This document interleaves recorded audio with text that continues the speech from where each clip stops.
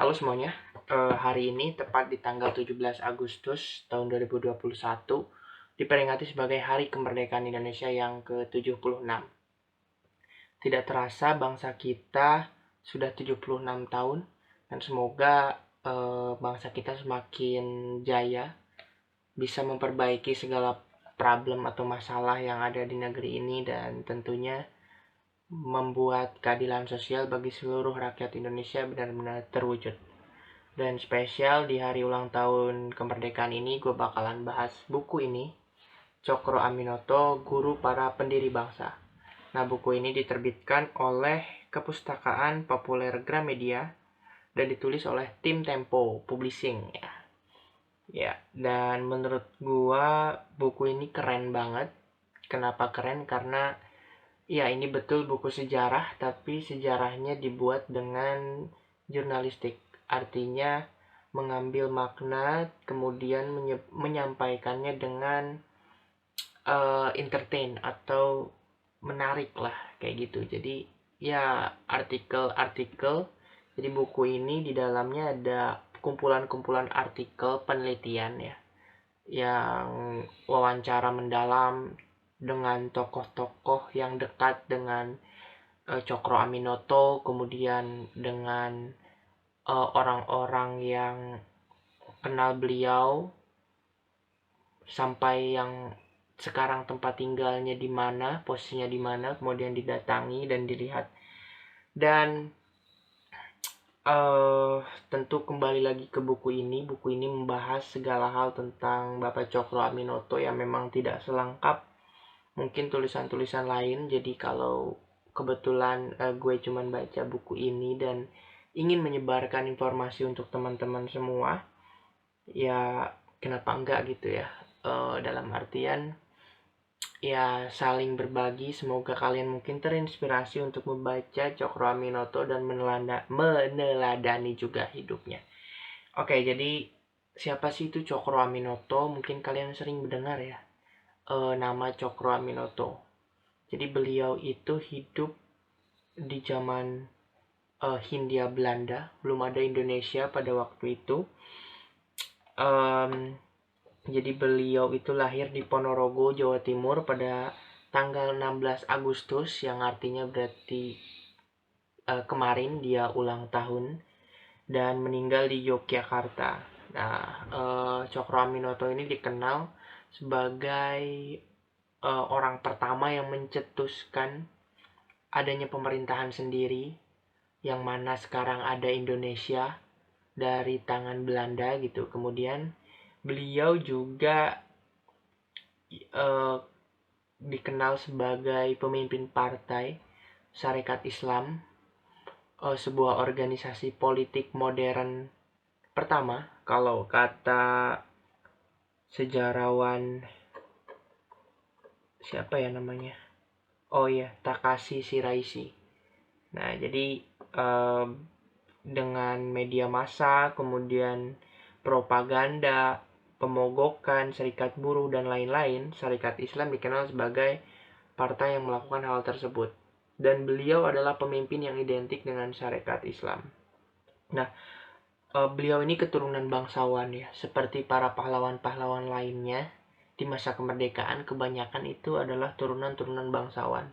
Karena tidak bisa dipungkiri bahwa pendidikan memang mendorong kesadaran yang mana untuk melakukan pemerintahan sendiri.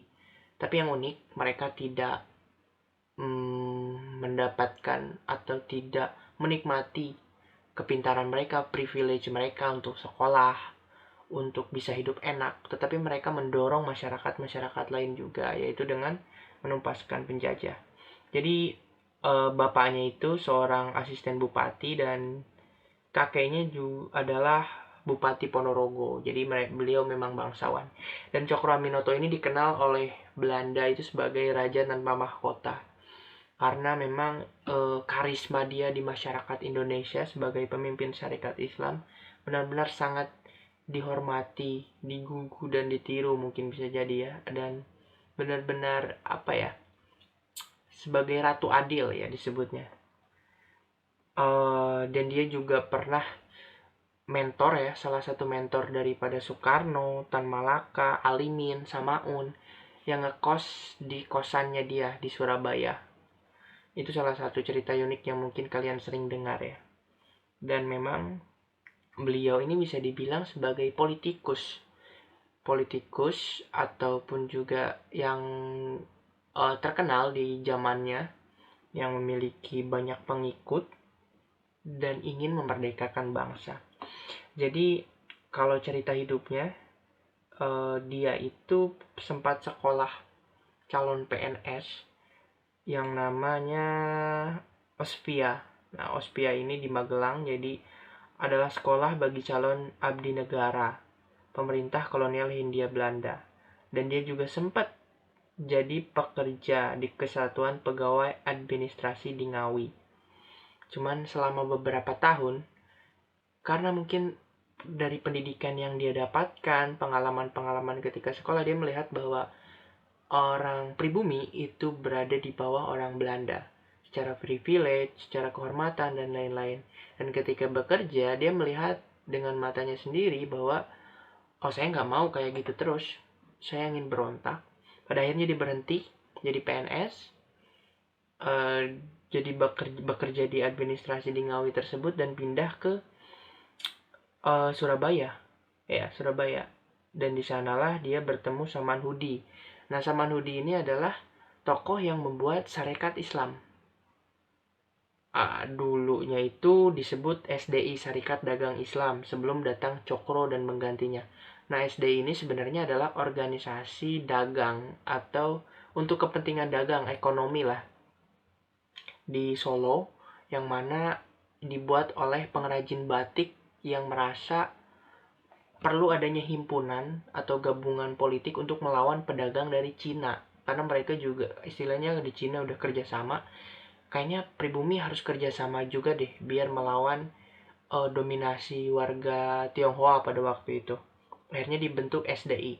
Tetapi Cokro setelah masuk tersebut dan jadi ketua, setelah tentunya dengan jenjang karir politik di organisasi tersebut, membawa SDI, mengubah namanya jadi Syarikat Islam, membuat ADART-nya untuk kegiatan politik juga, sehingga akhirnya jadi partai lah, jadi organisasi politik. Dan ini merupakan organisasi politik yang mungkin bukan yang pertama ya setelah Budi Utomo, tetapi yang terbuka untuk masyarakat, dalam artian masyarakat kecil juga boleh masuk, tidak memandang ras, tidak memandang pekerjaan dan lain, semuanya bisa masuk. Kalau Budi Utomo memang dianggap sedikit banyak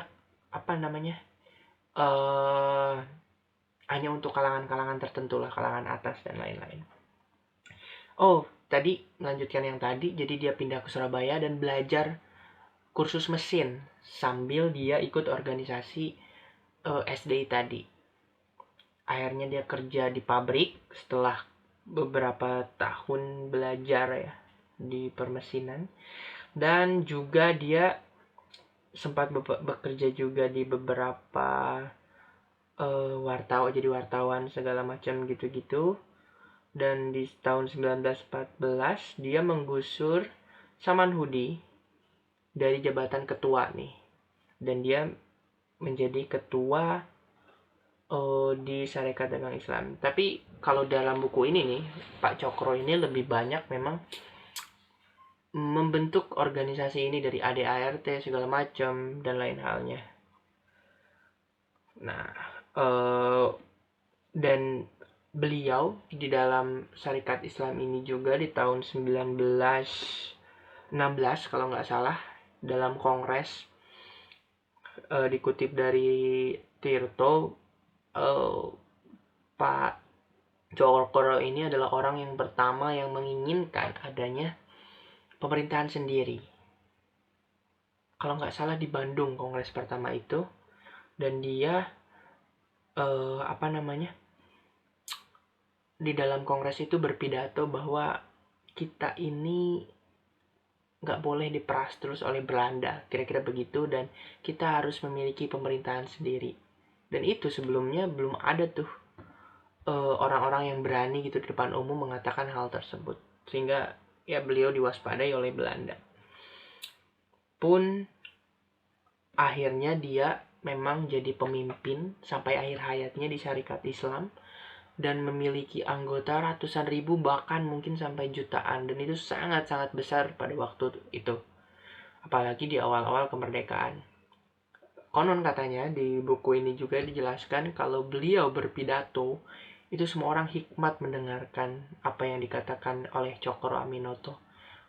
Dia dianggap sebagai ratu adil, dan simbolisme agama sangat lekat pada dirinya. Dia juga dikabarkan pernah bertemu dengan Nabi ketika dia bermimpi dan diamanatkan untuk memimpin masyarakat. Kurang lebih seperti itu. Tetapi walaupun dikenal sebagai orang muslim yang taat dan juga berpengaruh oleh masyarakat pada waktu itu, dia ini adalah seorang intelektual juga. Bisa dibilang Cokro ini mempelajari Marx dan juga Islam juga, sehingga muncul pemikiran dia tentang sosialisme Islam. Bahkan dia mengatakan bahwa konsep nilai lebih yang ada di dalam Karl Marx itu sama dengan konsep riba di dalam agama. Jadi beliau ini bisa dibilang religius tetapi tidak anti kiri ya. Kalau sekarang kan banyak ya yang anti kiri tanpa memahami mungkin konteks atau memahami apa itu sebenarnya pemikiran-pemikiran tersebut. Dia adalah penulis yang handal, jurnalis, dan juga orator yang ulung. Kalau kata Takashi Shiraishi, seorang sejarawan. Dan dia adalah orang pertama di SI, tentunya Syarikat Islam, yang menggunakan politik modern dengan surat kabar, unjuk rasa, pemogokan serikat buruh, dan lain-lain. Bahkan gaya orasinya itu ditiru oleh Soekarno. Soekarno ketika di kosannya diceritakan di buku ini suka belajar gaya orasi dari Cokro. Dan iya, Soekarno itu adalah menantu dari Cokro karena Soekarno menikahi Utari, anak dari Cokro Aminoto. Jadi kedekatan Soekarno dengan Cokro Aminoto sangat dekat, bisa dibilang mentor juga.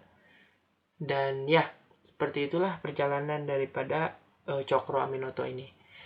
Dan mungkin apa yang saya katakan bisa saja salah, dan saya sangat terbuka untuk teman-teman semua mengoreksi hal tersebut. Pemahaman sejarah saya juga masih cetek, cuman saya ingin berbagi, sharing, kurang lebih itu yang disampaikan buku ini.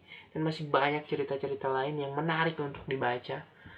Dan ya, membaca buku sejarah bisa meningkatkan keinginan kita untuk belajar dan lainnya. Untuk itu sampai jumpa di video lainnya, dan ya,